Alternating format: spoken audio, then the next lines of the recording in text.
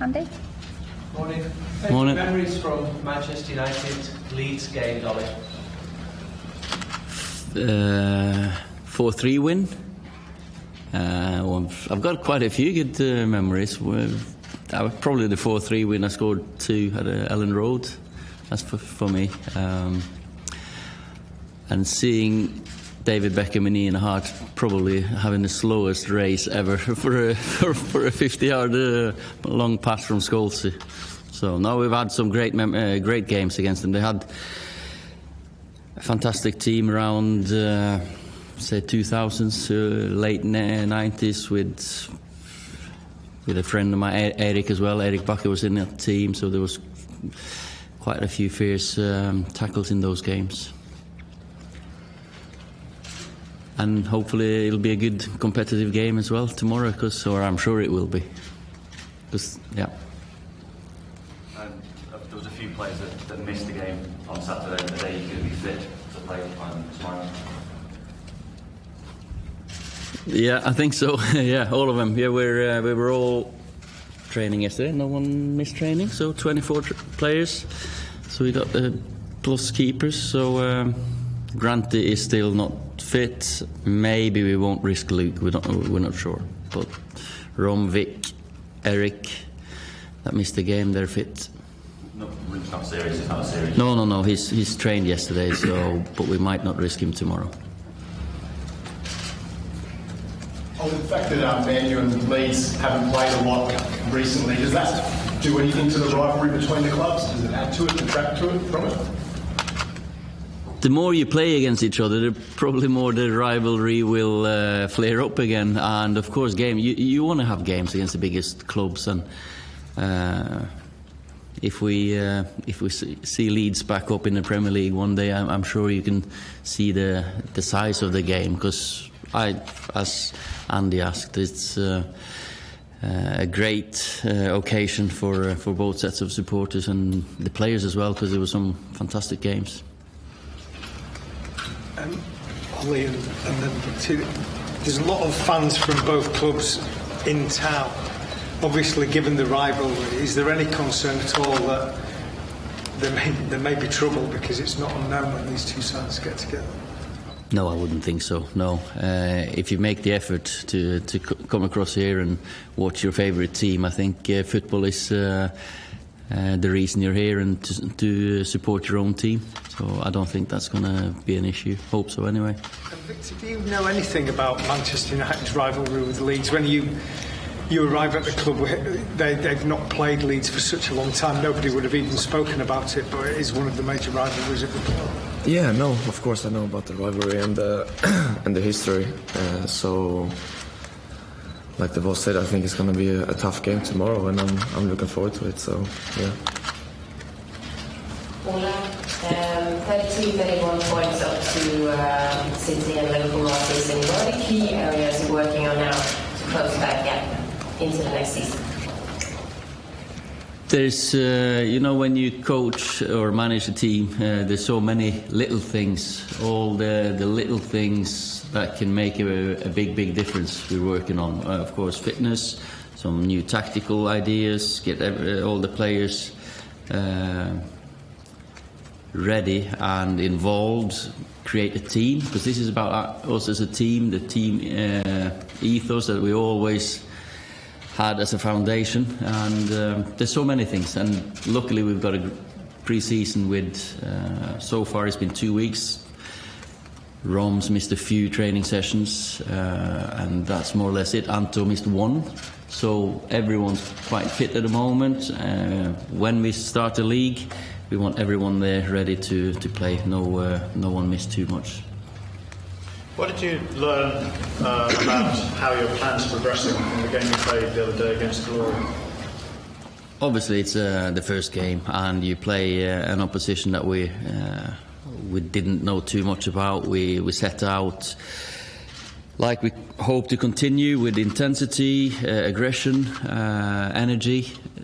So I've just been encouraged by the whole pre-season, the way everyone's come back and showed me that they want to be part of this, and I'm just looking forward to the next coming weeks and of course, until 11th of August when we start the league.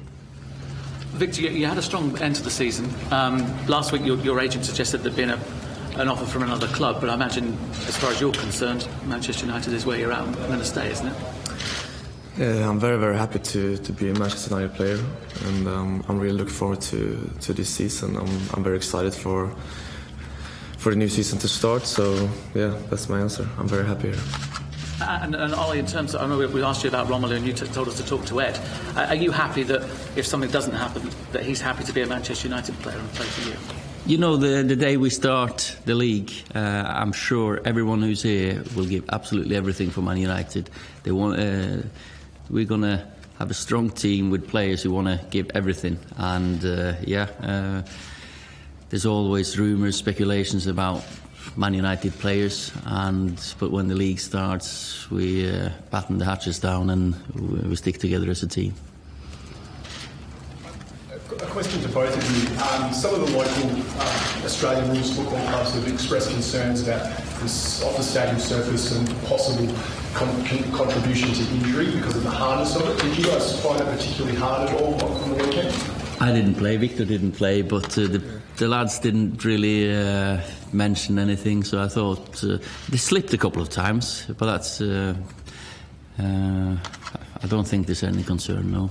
There was no one came off and expressed a particular feeling about the surface and what it was like compared to other surfaces? Don't think so. What about playing inside such a big oval? Do the players have to focus in a different way with the pitch stuck in the middle? Used to having fans screaming right on top of you, but it was a fantastic stadium, the size of it and the show, and the fans were amazing. The noise was still there, but we're used to playing with fans a little bit closer. But it is what it is. When we come here, I think they did a very good job of making it comfortable for the players. We had a chat to the Leeds captain yesterday, and he said there might be a bit of feistiness during the match. How cautious are you as a coach to make sure that your players don't get injured, and what are you expecting in terms of feistiness? I want my players to go out there and try to win a game of football, and I think that's the same with Marcelo. I think we're competitive. We're competitors. If you train there, if you play a game, you want to win whatever you're doing. So, but it's of course going to be using fair methods. So you go out there, and if it's Leeds or Liverpool or Perth, Glory, you just want to win the game of football.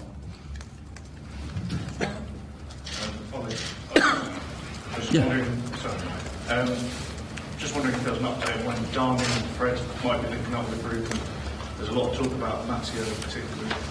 Does he have a future at the club? They will, after they've been given some leave, they'll come to Singapore. So we expect both Dean, Fred and Matteo to join us there. Ollie. Yeah. You played Dan James, starting on the left. Yeah. Do you see him playing on the right? And do you think you can resolve the issue on the right? Because it's a long-standing problem, United not having a natural right winger. Yeah, Dan can play all across the front line. Obviously more right and left wing, but he can play through the middle as well. Then again, it's about finding a relationship that works. Sometimes you want a full-back to join the attack, and maybe you don't want a winger hugging the touchline. So we'll just have to find a balance between width and players in between. So I'm sure you'll see him both right and left throughout the season. As things stand, what are you thinking right-wing-wise? Because it has been an issue from before you came here as well, just having that natural player on the right. Can't tell you what I'm thinking. No, I can't. Ollie, just Victor's obviously one of 6 centre-halves you've got out here, and obviously a lot of talk about potentially looking to bring in Harry Maguire.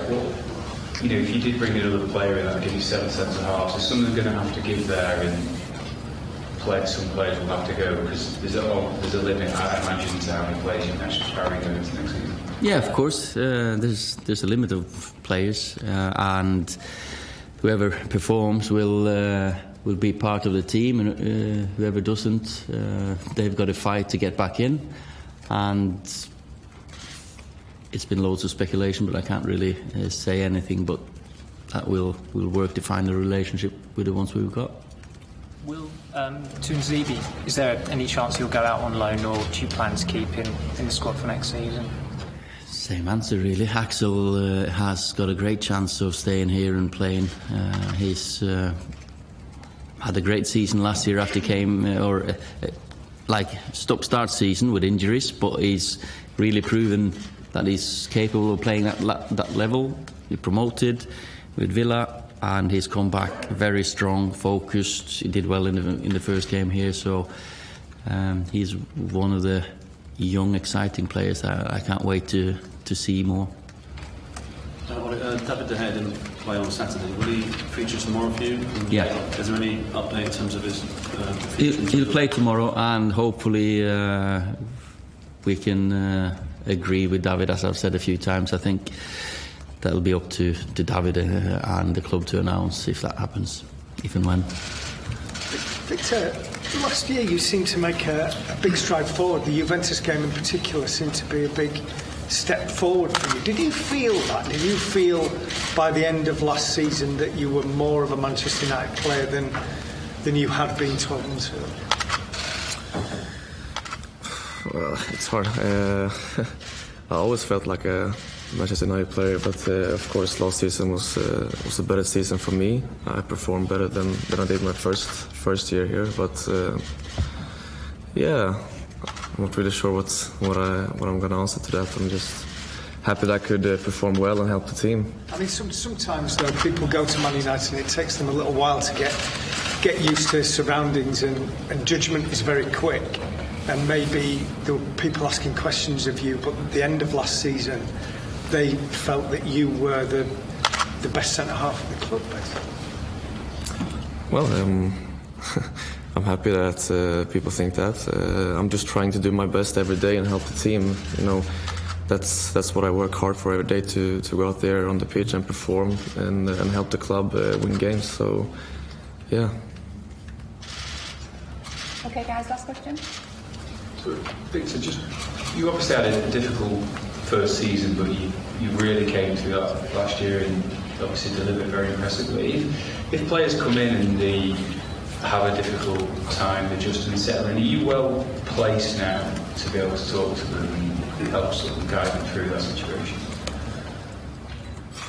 Well, you know, new players or new signings, you know, we as a team, not just me, we always try to help them to settle in as quick as possible. So, and yeah, this is my third season here. I've been through it. I know what it is to sign for this club and to play, and of course get a little bit of criticism. But you know, it's part of the game, and like I said before, it's not just me. Everyone in the team is trying to help the new guys.